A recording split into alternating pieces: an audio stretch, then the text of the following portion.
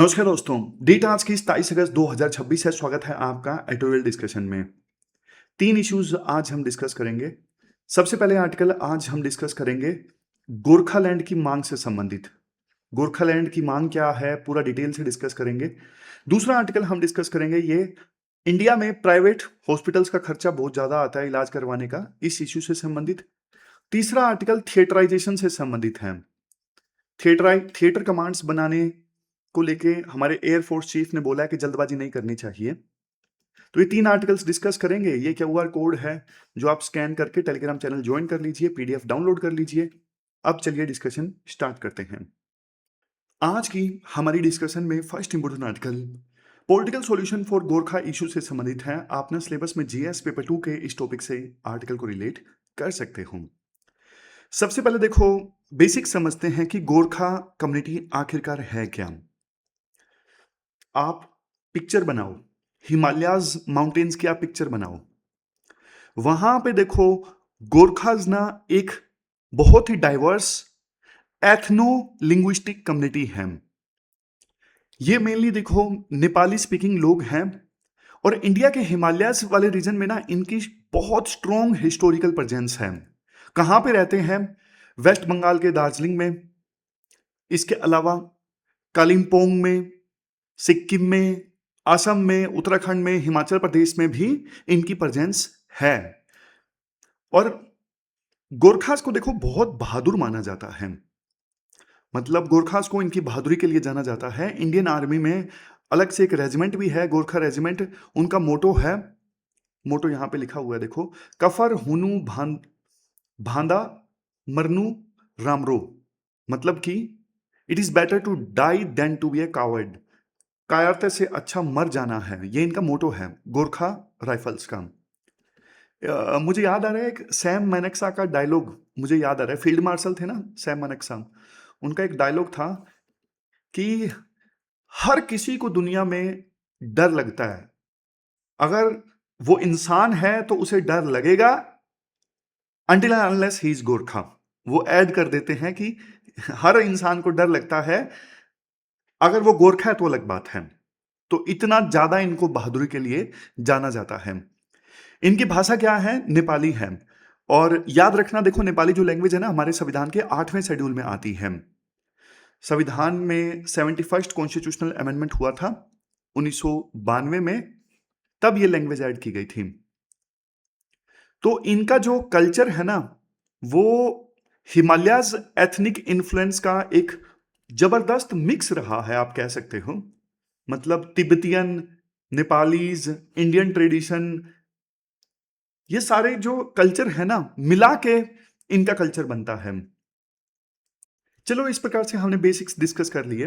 अभी हाल ही में क्या हुआ, यूनियन होम मिनिस्ट्री ने ना एक हाई लेवल की कमेटी बनाई और इसके हेड है पंकज कुमार सिंह। पंकज कुमार सिंह ये देखो former deputy national security advisor का रोल निभा चुके हैं, अब रिटायर्ड हैं, लेकिन पहले ये डिप्टी नेशनल सिक्योरिटी एडवाइजर थे। तो क्यों बनाई गई ये कमेटी पंकज कुमार सिंह की अध्यक्षता में? क्योंकि देखो गोरखा इशू ना बहुत पुराना है। गोरखास ना काफी समय से एक अलग राज्य वगैरह की मांग कर रहे हैं। गोरखालैंड बहुत पुराना ये इशू है और सरकार चाहती है कि भाई कोई परमानेंट पॉलिटिकल सॉल्यूशन जो है निकलना चाहिए इस इशू का। तो इसलिए ये कमेटी जो गठित है वो की गई है। तो अब एक बार इशू के बारे में हम थोड़ा सा डिस्कस कर लेते हैं।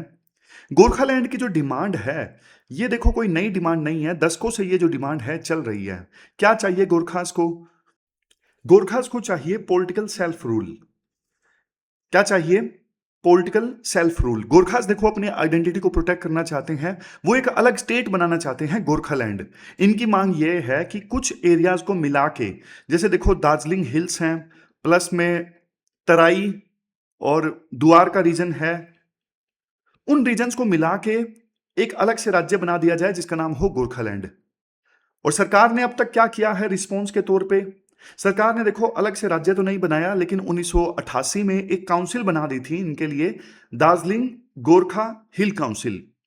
1980s में ना एक वहां पे 1980s में वहां पे लीडर थे सुभाष घिसिंग। तो सुभाष घिसिंग की लीडरशिप में ना एक वायलेंट स्ट्रगल हुआ था। फिर देखो एक ट्राइपैटाइट एग्रीमेंट साइन हुआ, यानी 3 पक्षीय एग्रीमेंट साइन हुआ। कौन-कौन थे इस 3 पक्षीय एग्रीमेंट में? एक सेंट्रल गवर्नमेंट, वेस्ट बंगाल की सरकार और तीसरे नंबर पे गोरखा लीडर्स। तीनों के बीच में एक एग्रीमेंट साइन हुआ था और एग्रीमेंट के साइन होने के बाद में ये काउंसिल बनी थी दार्जिलिंग गोरखा हिल काउंसिल, यानी DGHC। लेकिन देखो ये काउंसिल फेल हो गई। क्यों? क्योंकि ना इसके पास में लेजिस्लेटिव और फाइनेंशियल पावर थी ही नहीं, सिर्फ नाम की ऑटोनॉमी थी इस दार्जिलिंग गोरखा हिल काउंसिल के पास में। फिर 2011 में एक नया बदलाव आया। उस समय गोरखालैंड टेरिटोरियल एडमिनिस्ट्रेशन बनाया गया। आंदोलन फिर हुआ और आंदोलन के बाद ही ये बनाया गया था, पहले नहीं। मतलब इसके बाद, आंदोलन के बाद नहीं बनाया गया ये गोरखालैंड टेरिटोरियल एडमिनिस्ट्रेशन, आंदोलन से पहले बनाया गया था। तो ये जो बॉडी है ना, ये सेमी ऑटोनोमस बॉडी थी, लेकिन इसमें भी एक दिक्कत आई। इसमें भी फिजिकल डेवोल्यूशन बहुत लिमिटेड था। मतलब ये बॉडी जो है अपना खर्चा कैसे चलाए? स्टेट एक तरफ और दूसरी तरफ गोरखालैंड टेरिटोरियल एडमिनिस्ट्रेशन, दोनों के बीच में जबरदस्त फ्रिक्शन रहता था। तो इसलिए लोगों का जो स्टेटहुड का सपना था वो अधूरा रह गया। तो अब मतलब मेन जो गोरखाज है ना, वो कहते हैं हमारी 5 डिमांड्स हैं। कौन कौन सी इनकी डिमांड्स हैं? सबसे पहले आइडेंटिटी एंड सेल्फ रूल। उन्हें यह लगता है कि उनकी जो आइडेंटिटी है, चाहे वो कल्चरल आइडेंटिटी हो, लिंग्विस्टिक आइडेंटिटी हो या फिर एथनिक आइडेंटिटी हो, जो उनकी यूनिक आइडेंटिटी है वो खतरे में है। तो इसलिए उनको ज्यादा पॉलिटिकल ऑटोनॉमी चाहिए अपनी आइडेंटिटी को प्रोटेक्ट करने के लिए। दूसरा, separate state. Northern western Bengal को काटकर एक नया राज्य बनाया जाए ताकि उन्हें पॉलिटिकल ऑटोनॉमी मिले और वो डेवलपमेंट कर सकें। नेक्स्ट है constitutional safeguards and ST status. देखो 11 ऐसी गोरखा कम्युनिटीज हैं जिन्हें अभी तक शेड्यूल्ड ट्राइब का स्टेटस नहीं मिला है, तो वो एसटी स्टेटस मांग रहे हैं और कॉन्स्टिट्यूशनल प्रोटेक्शन भी मांग रहे हैं। Next, developmental deficit. गोरखास का कहना है जहां पे हम रहते हैं हिल्स में, वहां पे देखो डेवलपमेंट नहीं हुआ है। इंफ्रास्ट्रक्चर अच्छा नहीं है, एजुकेशन अपॉर्चुनिटीज कम है, हेल्थ केयर इंफ्रास्ट्रक्चर अच्छा नहीं है, जॉब्स की कमी है। मेनली देखो जो ट्री कह रहा हूं मैं, मेनली जो टी उगाने वाले एरियाज है ना, चाय उगाने वाले एरियाज हैं, वहां पे सिचुएशन बहुत ज्यादा खराब है चाय बागान एरियाज में। Next, devolution deficit. पुराने जो ये बॉडीज आई, ये दार्जिलिंग गोरखा हिल काउंसिल, गोरखालैंड टेरिटोरियल एडमिनिस्ट्रेशन, इनमें फाइनेंशियल डेवोल्यूशन नहीं था, इसलिए ये फेल हो गई। तो इसलिए राज्य की जरूरत है। तो ये हमने गोरखाज की जो 5 डिमांड्स हैं वो डिटेल से समझी। लेकिन देखो अब इस मुद्दे को ना थोड़ा सरकार के नजरिए से भी देखते हैं।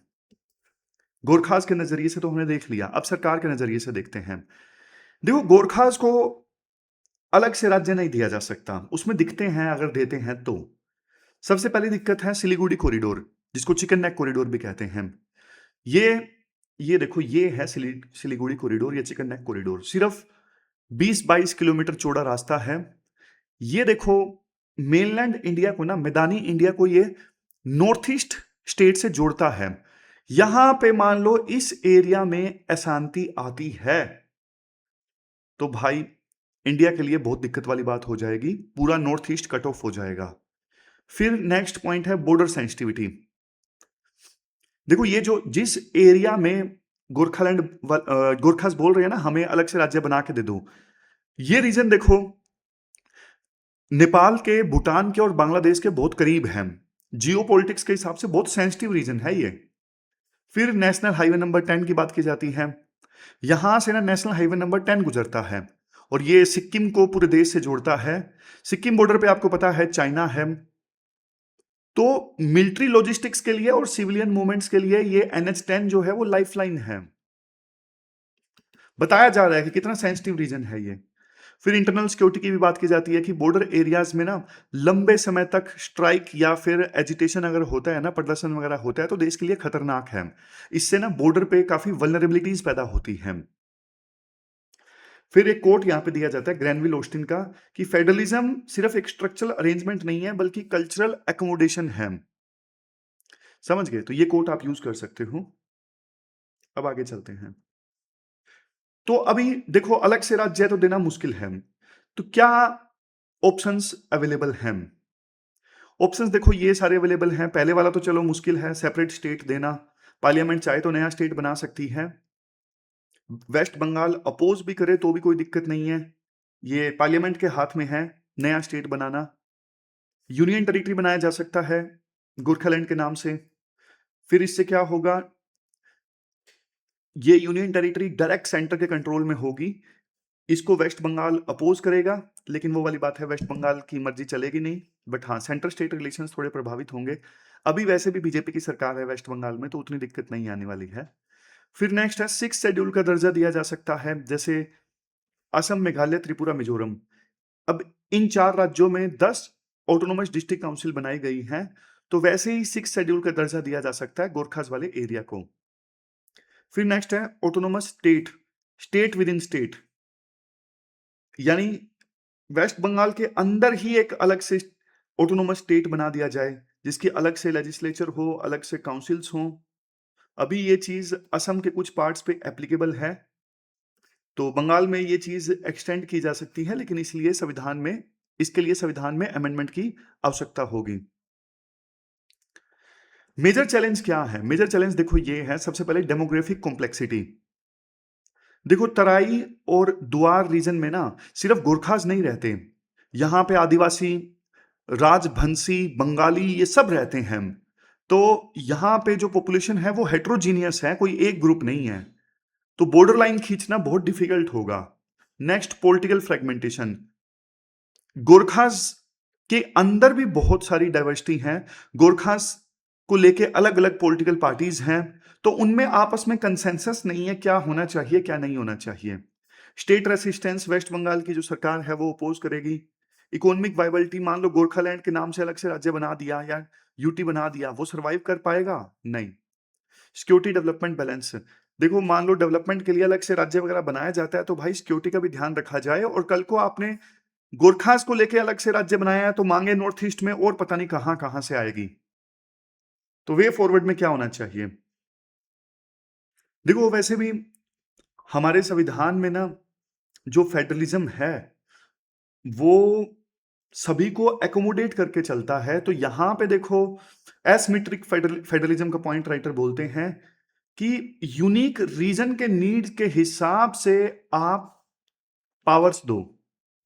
यूपीएससी ने, ये मेंस के क्वेश्चन है, 2013 में पूछा, 2017 में। ये पोटेंशियल क्वेश्चन नंबर 1 है जो आपको अटेम्प्ट करना है। चलते हैं आगे। इसके बाद नेक्स्ट आर्टिकल देखो थिएटर कमांड्स से संबंधित है। अभी ना इंडियन एयरफोर्स चीफ का ना एक बयान आया था, उन्होंने एक्सप्लेन किया कि भाई हम नहीं चाहते कि सरकार ना थिएटर कमांड्स बनाने में जल्दबाजी करे, हम नहीं चाहते सरकार थिएटराइजेशन जल्दबाजी में करे। तो ना एक हमने पुराना आर्टिकल डिस्कस किया था जबरदस्त थिएटराइजेशन से संबंधित, तो उसको और आज के आर्टिकल को हम मिला के डिस्कस करेंगे। तो बेसिक्स से स्टार्ट करते हैं। थिएटराइजेशन, थिएटराइजेशन होता क्या है? जब हम थिएटर कमांड्स की बात करते हैं, थिएटर कमांड्स का मतलब क्या है, उससे पहले ना मैं आपको ना करंट सिचुएशन बताना चाहता हूं कि अभी करंट सिचुएशन है क्या और थिएटर कमांड्स की आवश्यकता है क्यों। अभी देखो इंडिया में ना 3 सर्विसेज आपको पता है, आर्मी, नेवी और एयरफोर्स। आर्मी के पास टोटल कमांड्स कितनी है? आर्मी के पास में ना टोटल कमांड्स 7 हैं। नेवी के पास कितनी है? नेवी के पास में 3 कमांड्स हैं टोटल, और एयरफोर्स के पास में टोटल 7 कमांड्स हैं। जैसे मैं आपको थोड़ा सा एग्जांपल भी दे देता हूं। ये जो आर्मी की 7 कमांड्स की हमने बात की ना, पहला, दूसरा, तीसरा, चौथा, 5वां, छठा, 7वां, और ये है हेडक्वार्टर इंडियन आर्मी का न्यू दिल्ली में। ठीक इसी प्रकार से इंडियन नेवी की 3 कमांड्स हैं और इंडियन एयरफोर्स की 7 कमांड्स हैं। टोटल देखो सर्विस स्पेसिफिक ना टोटल 17 कमांड्स हैं, 7 और 7 14 और 3 17। लेकिन देखो करंट सिचुएशन ये है, ये जो अलग अलग सर्विसेज की कमांड्स है ना, आपस में ना इनकी जॉइंटनेस नहीं है, आपस में ना इनका इंटीग्रेशन नहीं है। ये सबसे बड़ी दिक्कत है। आप एक सिंपल एग्जांपल से समझो। मान लीजिए ईस्टर्न बॉर्डर पर कन्फ्लिक्ट होता है, चाइना ने हमला कर दिया, मान लीजिए ईस्टर्न बॉर्डर पर, जैसे 1962 में कर दिया था, वैसे ही अरुणाचल प्रदेश में हमला कर दिया। अब इस सिचुएशन में देखो, आर्मी की जो ईस्टर्न कमांड है ना, वो कोलकाता में बेस्ड है, जबकि एयरफोर्स की जो ईस्टर्न कमांड है वो शिलोंग में बेस्ड है। मैं आपको एग्जांपल दे रहा हूँ सिर्फ समझने के लिए। अलग अलग सिटीज़ में दोनों सर्विसेज की जो ईस्टर्न कमांड है बेस्ड है, और दोनों सर्विसेज के जो कमांडर हैं वो किसको रिपोर्ट करते हैं?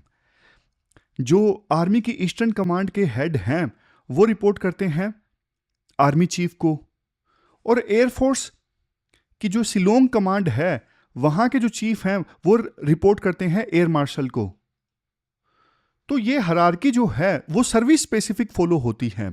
जबकि देखो, होना ये चाहिए, चाइना ने अटैक कर दिया, दोनों के बीच में जबरदस्त इंटीग्रेशन होना चाहिए, जॉइंटनेस होना चाहिए, लेकिन नहीं है। सर्विस बेस्ड हायरार्की को फॉलो किया जा रहा है। पहले ईस्टर्न आर्मी की ईस्टर्न कमांड के जो हेड हैं वो दिल्ली में बैठे आर्मी चीफ से पूछेंगे, ये बोल रहे हैं एयरफोर्स वाले, कर दूं क्या मैं? तो आर्मी चीफ बोले कर दो यार। तो ऐसे कमांड चलेगी, बहुत टाइम लग जाता है। समझ गए? वार के टाइम में कोऑर्डिनेशन में बहुत डिले हो जाता है और रिसोर्सिस का ऑप्टिमल यूज भी नहीं हो पाता। इवन आप देखो 1999 में कारगिल में वार हुआ ना, तो उस समय कारगिल वार के बाद में एक रिव्यू कमेटी गठित की गई थी। उस रिव्यू कमेटी ने यह बोला कि आर्मी और एयरफोर्स के बीच में ना कोऑर्डिनेशन की जबरदस्त कमी थी कारगिल वार के दौरान। तभी से देखो डिफेंस रिफॉर्म्स की ना डिमांड उठनी स्टार्ट हो गई थी कि डिफेंस रिफॉर्म्स आने चाहिए, सर्विसेज के बीच में जो जॉइंटनेस है वो बढ़नी चाहिए। अब मैं आपको बताता हूं कि जो मांग उठ रही है वो उठ रही है थिएटर कमांड्स की, और थिएटर कमांड्स आखिरकार होते क्या हैं? देखो, थिएटराइजेशन का सिंपल मतलब है one border, one force and one commander. अभी जैसे मैंने आपको बताया ना, अलग अलग सर्विस कमांड्स हैं। जैसे देश के ईस्टर्न बॉर्डर पर प्रोटेक्ट करने के लिए आर्मी की अलग से कमांड है, नेवी की साउथ इंडिया में अलग से कमांड्स हैं जहां पे कोस्टल एरियाज हैं, और एयरफोर्स की भी अलग से कमांड है अगर देश के ईस्टर्न एरिया को प्रोटेक्ट करना है तो। क्यों ना देखो, एक बॉर्डर के लिए एक ही फोर्स हो और एक ही कमांडर हो तो कितना बढ़िया हो जाए। यही मतलब है थिएटर कमांड्स का। मतलब एक स्पेसिफिक ज्योग्राफिकल एरिया के लिए, एक ज्योग्राफिकल एरिया मतलब जैसे देश का वेस्टर्न बॉर्डर है या फिर देश का ईस्टर्न बॉर्डर है, इनको आप थिएटर बोल सकते हो। तो स्पेसिफिक ज्योग्राफिकल एरिया के लिए यानी थिएटर के लिए एक ही कमांडर, बजाय अलग अलग सर्विसेज के अलग अलग कमांडर, एक ही सिंगल कमांडर। और उस कमांडर के अंडर ना, उस एक कमांडर के अंडर आर्मी, नेवी और एयरफोर्स तीनों के सारे रिसोर्सेज एक ही कमांडर के अंतर्गत, आर्मी के, नेवी के, एयरफोर्स के सारे रिसोर्सेज रहेंगे और वो अपनी मर्जी से यूज कर सकता है। इससे क्या होगा? इससे ना कोऑर्डिनेशन की जरूरत ही नहीं पड़ेगी, क्योंकि एक ही कमांडर के अंडर आर्मी, नेवी, एयरफोर्स के सारे रिसोर्सेज मौजूद हैं। डिसीजन मेकिंग फास्टर होगी, रिसोर्सेज का जो यूटिलाइजेशन है वो ज्यादा अच्छे से होगा। समझ रहे हो? देखो, ऐसा नहीं है कि हमने ना इंटीग्रेशन हमारी फोर्सेस के बीच में ट्राई नहीं किया है। हमने देखो ट्राई किया है। कैसे ट्राई किया है मैं आपको बताता हूं। अभी अंडमान एंड निकोबार कमांड है, जिसे ANC बोलते हैं, अंडमान निकोबार कमांड। ये इंडिया का पहला थिएटर कमांड था। यहां पे ना तीनों सर्विसेज एक ही कमांडर के अंडर काम करती हैं। ये ट्राई सर्विस कमांड है, यहां पे एक ही कमांडर है और तीनों जो सर्विसेज है ना एक ही कमांडर के अंडर काम करती हैं। तो ये हमारा पहला एक्सपेरिमेंट था। फिर इसके अलावा एक और भी है, SFC मतलब strategic force command. Strategic force command ये क्या करती है? ये इंडिया के न्यूक्लियर वेपन्स को मैनेज करती है और ये भी एक इंटीग्रेटेड कमांड है। तो ये दो एग्जाम्पल लिख सकते हो ऑलरेडी जो थिएटर कमांड्स के हैं। और देखो, सरकार ने और भी बहुत सारे स्टेप्स लिए हैं थिएटर कमांड्स के लिए। जैसे 2019 की बात है, 2019 में प्रधानमंत्री मोदी ने ना सीडीएस यानी चीफ ऑफ डिफेंस की जो पोस्ट है वो अनाउंस की थी, और जनरल जो बिपिन रावत थे वो देखो पहले सीडीएस बने। सीडीएस को ये मैंडेट दिया गया था, सीडीएस को ये मैंडेट दिया गया था, एक तो आप हमारे जो 3 सर्विसेज हैं इनके बीच में जॉइंटनेस लेके आओ, मतलब इंटीग्रेशन लेके आओ, तीनों मिल के अच्छे से काम कर सकें, और थिएटराइजेशन का जो ये कंसेप्ट है इसे इंप्लीमेंट करो। ये काम दिया गया था सीडीएस को। लेकिन देखो वो दुखद हादसे के कारण ना जनरल रावत की डेथ हो गई थी। उससे पहले जनरल रावत ने अपना एक मॉडल जरूर, डेथ से पहले इन्होंने अपना एक मॉडल जरूर प्रपोज किया था, जिसमें ना इन्होंने पूरे देश में सिर्फ 4 कमांड्स प्रपोज की थी। जनरल रावत ने पूरे देश में सिर्फ 4 ही कमांड्स हों। पहला, एयर डिफेंस कमांड, मतलब पूरे देश के एयर डिफेंस को प्रोटेक्ट करने के लिए एक कमांड होनी चाहिए। दूसरी कमांड होनी चाहिए maritime theatre command, maritime theatre command Indian ocean region के लिए। तीसरा उन्होंने प्रपोज किया था वेस्टर्न कमांड, पाकिस्तान बॉर्डर को प्रोटेक्ट करने के लिए। चौथा उन्होंने प्रपोज किया था ईस्टर्न कमांड, ये चाइना बॉर्डर को प्रोटेक्ट करने के लिए। तो मतलब अभी जो सर्विस स्पेसिफिक 17 कमांड्स है ना, उनको खत्म करके जनरल रावत ने सजेस्ट किया था कि हमारे देश में सिर्फ 4 ही कमांड होनी चाहिए, और जो एयर डिफेंस का कमांडर हो उसके पास में अपने रिसोर्सेज तीनों सर्विसेज के, मैरीटाइम कमांड जो है वहां पे भी सिर्फ एक कमांडर, और उस कमांडर के पास में तीनों सर्विसेज के रिसोर्सेज, और ठीक उसी प्रकार से वेस्टर्न और ईस्टर्न कमांड के लिए भी। इस प्लान में ना जो जनरल रावत ने प्लान रखा था, इस प्लान में उन्होंने अलग अलग सर्विसेज के जो चीफ है ना, जैसे आर्मी चीफ है, नेवी चीफ है और एयर मार्शल है, इनके रोल को बदल दिया था। और इनका रोल सिर्फ इतना था कि आपको ना अपनी अपनी सर्विस में ना सिर्फ सर्विसेज को ट्रेन करना है, सस्टेन करना है, और फिर ट्रांसफर कर देना है इन 4 कमांड्स को।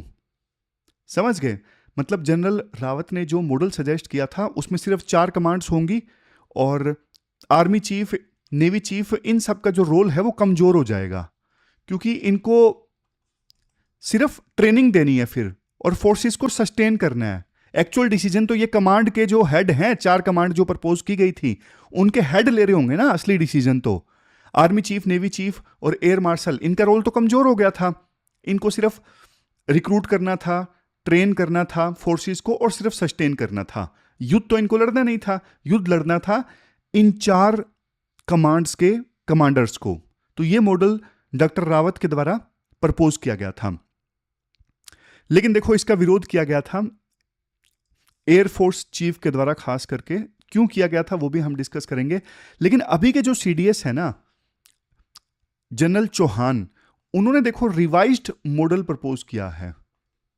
उन्होंने रिवाइज्ड मॉडल प्रपोज किया है, क्यों? क्योंकि एयरफोर्स ने स्ट्रॉन्ग ऑब्जेक्शंस रेज किए थे।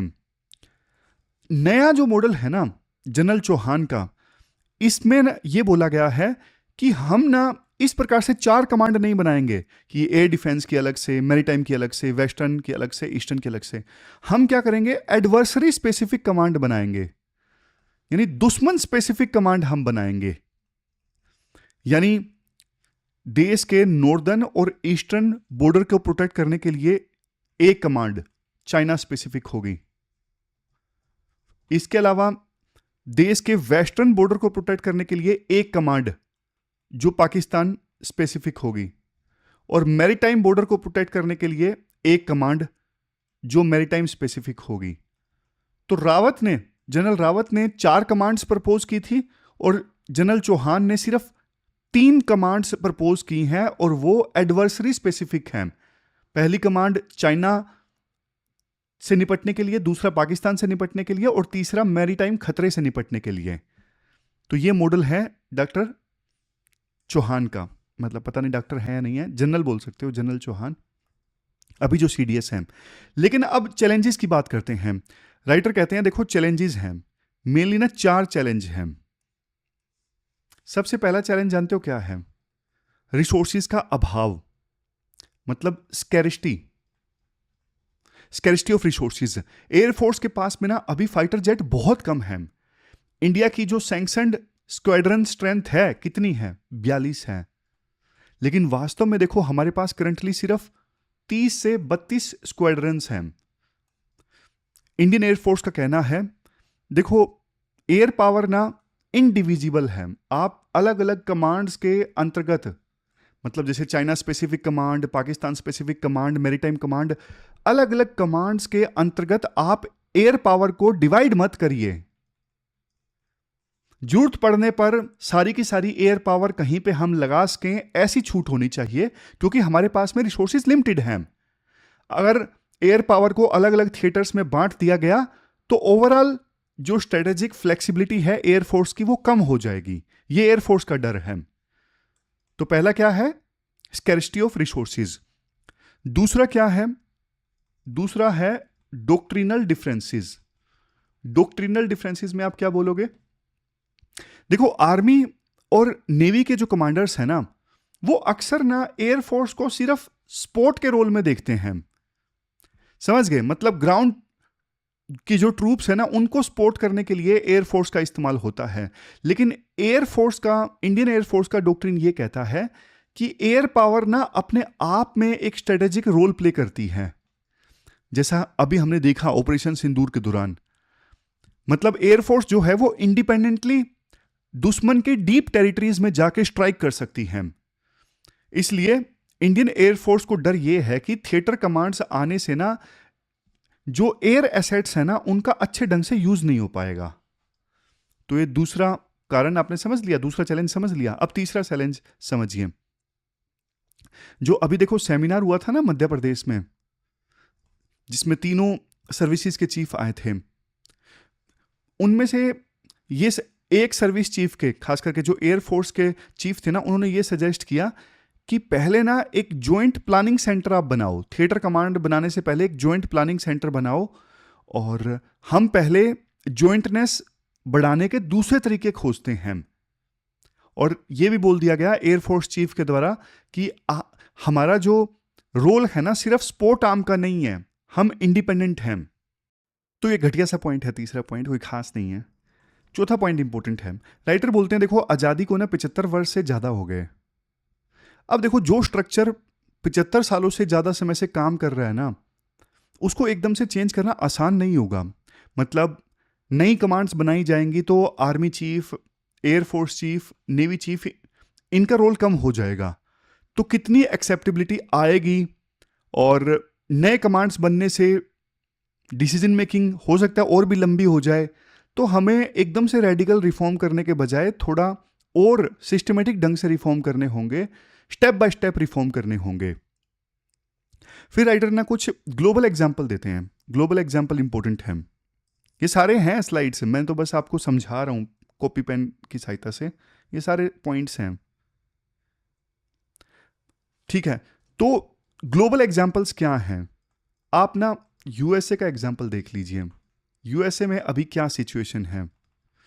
यूएसए की जो मिलिट्री है ना, वो थिएटर कमांड के मॉडल पे चलती है। वहां पे जैसे देखो इंडो पैसिफिक रीजन के लिए अलग से कमांड है, इंडो पैकोम, ये इंडो पैसिफिक रीजन के लिए है। वहां पे अलग से सेंट्रल कमांड भी है, सेंटकॉम। देखो यूएसए के पास में ना रिसोर्सेज बहुत ज़्यादा हैं, वो एसेट्स डेडिकेट कर सकते हैं पर्टिकुलर कमांड के लिए। लेकिन इंडिया के पास रिसोर्सेज लिमिटेड हैं, तो इसलिए हम ब्लाइंडली यूएसए के मॉडल को फॉलो नहीं कर सकते हैं। इवन देखो चाइना ने भी अपनी मिलिट्री को ना थिएटर कमांड्स में बदल दिया है। कैसे? वहां भी देखो जैसे उनकी जो वेस्टर्न कमांड है वो स्पेसिफिक इंडिया के अगेंस्ट है, वैसे ही वहां पे ना शायद 5 कमांड्स हैं देश के अलग अलग बॉर्डर्स को प्रोटेक्ट करने के लिए। तो हमारा जो मॉडल है ना वो चाइना इंस्पायर्ड ज़्यादा है। मतलब चाइना ने जैसे थिएटर कमांड्स बनाए हैं ना, हम भी वैसे ही थिएटर कमांड्स बनाना चाहते हैं। तो ये हमने पूरा आर्टिकल डिस्कस किया। राइटर लास्ट में यही सजेस्ट करते हैं कि देखो थिएटर कमांड्स बनने चाहिए, लेकिन थोड़ा धीरे धीरे करके सिस्टमेटिक ढंग से प्रॉपर सर्विसेज के बीच में बातचीत के बाद में। नेक्स्ट आर्टिकल देखो, high cost of India's private health care boom से संबंधित है। आप ना सिलेबस में जीएस पेपर सेकंड के इस टॉपिक से आर्टिकल को रिलेट कर सकते हो। देखो, सबसे पहले ना कुछ बेसिक्स हम कवर कर लेते हैं। आप ना सोच के देखो, एक आम आदमी बीमार पड़ता है या आम औरत बीमार पड़ती है, तो टेंशन सिर्फ देखो बीमारी की नहीं होती कि हाँ यार बीमार हो गया मैं। टेंशन इस बात की होती है कि बिल कितना आएगा। इसे हम बोलते हैं out of pocket expenditure. Out of pocket expenditure मतलब जब आप ना पैसा अपनी जेब से देते हो बिना किसी इंश्योरेंस के। इंश्योरेंस करवा रखा है तो देखो पैसा इंश्योरेंस वाला देगा, लेकिन आपने नहीं करवा रखा है तो पैसा आपको अपनी जेब से भरना पड़ेगा। तो पार्लियामेंट की स्टैंडिंग कमेटी है, parliamentary standing committee on health की ना 176वीं रिपोर्ट आई, और इस रिपोर्ट में बताया गया कि प्राइवेट हॉस्पिटल्स भाई कितने ज्यादा महंगे हैं।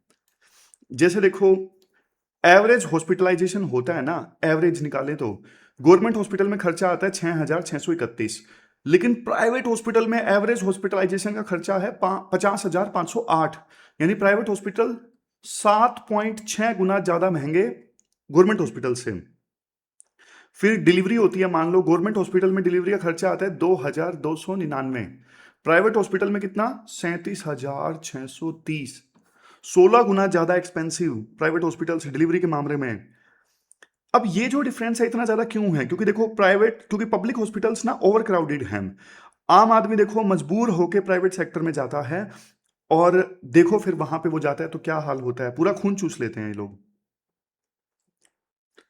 तो कमेटी ने ना, ये जो parliamentary standing committee on health थी ना, इसकी 368 रिकमेंडेशंस हैं, और इन 368 रिकमेंडेशंस में ना दो सबसे मेन है। पहला है प्राइस कैपिंग। प्राइवेट हॉस्पिटल्स के रूम का रेंट उनके पास वाले 3 स्टार होटल से ज्यादा नहीं होना चाहिए, सबसे पहली चीज। मतलब हॉस्पिटल के पास कोई 3 स्टार होटल है ना, तो वहां से ज्यादा रेंट नहीं होना चाहिए उस प्राइवेट हॉस्पिटल के कमरे का। दूसरा, गवर्नमेंट दूसरा है क्रॉस सब्सिडाइजेशन। देखो जो बड़े कॉर्पोरेट हॉस्पिटल्स हैं ना, वो फॉरेन पेशेंट से पैसा कमाते हैं मेडिकल टूरिज्म के नाम पे, और उन्हें ना गरीबों को सस्ता इलाज देना चाहिए। उन्हें आयुष्मान भारत जो स्कीम है ना, उसके लिए जो बेड है वो रिजर्व रखने चाहिए। तो ये क्रॉस सब्सिडाइजेशन है। जैसे रेलवेज में चलता है ना कि भाई मालगाड़ियों से मुनाफा कमाया और उस मुनाफे का इस्तेमाल कर लिया पैसेंजर ट्रेन चलाने के लिए, गरीब लोगों के लिए किराया सस्ता रखने के लिए। तो ये चीज प्राइवेट हॉस्पिटल्स को भी करनी चाहिए कि भाई हाँ, फॉरेन जो टूरिस्ट हैं उनसे पैसा कमा लिया, और हमारे देश के जो गरीब हैं उनके लिए थोड़ा इलाज सस्ता कर दिया। लेकिन देखो, रूम का किराया सिर्फ फिक्स करने से काम नहीं चलेगा ना। हॉस्पिटल रूम में आपको पता है nursing, infection control, emergency support, पता नहीं क्या क्या यूज होता है जो होटल में नहीं होता। अब एक एफडीआई पैराडॉक्स की बात राइटर करते हैं कि ना यहाँ पे एक पैराडॉक्स है। इंडिया को ना अपने टीयर 2 और टीयर 3 शहरों के लिए ना और पैसा चाहिए, और हमें ना प्राइवेट इक्विटी, वेंचर कैपिटल और फॉरेन डायरेक्ट इन्वेस्टमेंट चाहिए टीयर 2 और टीयर 3 शहरों के लिए। क्यों चाहिए? क्योंकि हॉस्पिटल बनाने में ना बहुत पैसा लगता है। ICU, MRI machine, CT scan, doctors, बहुत एक्सपेंसिव होता है सब कुछ। सरकारी सिस्टम देखो सबको हैंडल नहीं कर सकता, लेकिन प्रॉब्लम क्या है, जो फॉरेन कैपिटल हम चाहते हैं ना कि फॉरेन कैपिटल आए जिसकी वजह से टीयर 2 और टीयर 3 सिटीज में हॉस्पिटल डेवलप हों, भाई ये कैपिटल आएगा तो ये प्रॉफिट चाहता है, समझ गए हो? और सरकार प्रॉफिट देना नहीं चाहती। सरकार प्रॉफिट देना नहीं चाहती हॉस्पिटल से, इस वजह से हॉस्पिटल बनते नहीं है। हॉस्पिटल नहीं बनते, इस वजह से कुछ हॉस्पिटल्स हैं उनकी मोनोपोली रहती है। ये पैराडॉक्स हो गया। समझे आपने पैराडॉक्स? समझा कि फॉरेन कैपिटल हमारे देश में हॉस्पिटल्स के लिए आएगा तो वो पैसा रिटर्न चाहते हैं ना, जो पैसा हम लगा रहे हैं हॉस्पिटल को बनाने में उसमें रिटर्न आने चाहिए, लेकिन सरकार रिटर्न नहीं बनाने देती। रिटर्न नहीं बनाने देती तो हॉस्पिटल नहीं बनेंगे, हॉस्पिटल नहीं बनेंगे तो ऑलरेडी जो हॉस्पिटल हैं वो अपनी मनमानी करते रहेंगे। तो ये पैराडॉक्स है। फिर नेक्स्ट, इंफॉर्मेशन एसिमेट्री की बात करते हैं। इसका मतलब क्या है? एसिमेट्री मतलब असमानता। देखो जब आप सब्जी लेने जाते हो ना, तो आपको पता होता है कि टमाटर कैसा दिखता है, आप मोल भाव कर सकते हो, साइड वाली रेडी से आप पूछ सकते हो कि तुम कितना दे रहे हो। लेकिन जब आप डॉक्टर के पास जाते हो ना, क्या आप मोल भाव करते हो? नहीं करते। क्या आप उनको बोलते हो डॉक्टर साहब 2 और दिन आईसीयू में रख लो? नहीं करते। डॉक्टर को पेशेंट से ज्यादा पता होता है, उनके पास में इंफॉर्मेशन होती है, एक्सपर्टीज होती है। तो जब डॉक्टर ये कहता है ना एमआरआई करवानी है, तो पेशेंट चुपचाप करवा लेता है। इसे ही बोलते हैं इंफॉर्मेशन एसिमेट्री। तो हेल्थ केयर में ना कंज्यूमर सोवरिन नहीं है, कंज्यूमर फैसला नहीं लेता। हेल्थ केयर सेक्टर में फैसला लेता है प्रोवाइडर। हॉस्पिटल वाले डिसाइड करते हैं कौन सा टेस्ट करवाना है, कौन सा नहीं करवाना। तो जब देखो नॉलेज गैप की वजह से इंसेंटिव क्रिएट होता है, कई बार मतलब नॉलेज कम है कंज्यूमर को, पेशेंट को, तो उस चीज का फायदा उठाया जाता है। हॉस्पिटल वाले ज्यादा टेस्ट करवा के यहीं पे दिक्कत क्रिएट होती है। समझ गए? अब यहां पे एक टर्म है मेडिकलाइजेशन। क्या है टर्म? मेडिकलाइजेशन। मेडिकलाइजेशन का मतलब क्या है? नॉर्मल कंडीशंस को भी मेडिकल प्रॉब्लम बना देना। क्या हर डिलीवरी सी सेक्शन से होना जरूरी है? नहीं। क्या माइनर दर्द के लिए 50 टेस्ट जरूरी है? नहीं। तो यहां पे कई हॉस्पिटल्स हर नॉर्मल सी प्रॉब्लम को ना उसको मेडिकलाइज कर देते हैं पैसा कमाने के लिए। तो ये टर्म याद रखना। वैसे देखो डॉक्टर्स मोस्टली पेशेंट्स का भला चाहते हैं, लेकिन अब हॉस्पिटल्स कॉर्पोरेट हो गए हैं, तो एक सिस्टम जो सिर्फ प्रॉफिट पे चलता है वो फिर अननेसेसरी टेस्ट और ये मेडिसिन वगैरह वो देता रहता है। ये दिक्कत है। सॉल्यूशन क्या है? कैसे इस प्रॉब्लम को हम सोल्व करें? सिर्फ प्राइस कैप लगाने से काम नहीं चलेगा, क्योंकि देखो अगर रूम रेंट सस्ता होगा तो हॉस्पिटल मेडिसिन का बिल बढ़ा देंगे, उनको तो पैसा कमाना ही है। इसका बेस्ट सॉल्यूशन है डायग्नोज रिलेटेड ग्रुप्स मॉडल। क्या है ये डायग्नोज रिलेटेड ग्रुप मॉडल? देखो इस सिस्टम में ना, डीआरजी सिस्टम में ना, हॉस्पिटल को हर एक टेस्ट का अलग पैसा नहीं मिलता, बल्कि एक बीमारी के इलाज का एक फिक्स्ड पैकेज अमाउंट मिलता है। मान लो जैसे अगर हॉस्पिटल एक्स्ट्रा टेस्ट करेगा तो फिर उसको देखो एक्स्ट्रा पैसा नहीं मिलेगा। इससे होगा क्या? अननेसेसरी टेस्ट पर ना रोक लगती है। ये फायदा होता है।